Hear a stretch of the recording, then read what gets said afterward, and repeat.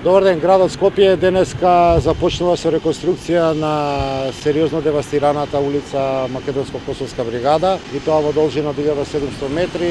Потегот е од раскрсницата овде кај втора македонска бригада па се до булеварот Никола Карев. Потег во должина, како што реков, од 1700 метри на овде кај ќе извршиме целосна реконструкција на асфалтот, целосна реконструкција на тротоарите, на рабниците, меѓутоа и целосна реконструкција на атмосферската и фекалната канализација, како и електричните водови. Де факто, она што ќе се случува овдека е изведба на едниот крак од идниот булевар Македонско-Косовска бригада. Јас очекувам дека во текот на наредната година ќе започнеме постапка за експроприација со цел да го изведеме и вториот крак, како би се споиле овдека со булеварот во градба некаде на финиш кој што е Босна и Херцеговина и булеварот Словенија и перспективно да имаме влез на тунелите во постојниот булевар.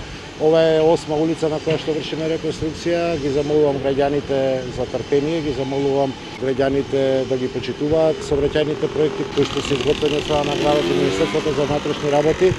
Денеска сме крај на продолжен викенд при влезот од источна страна.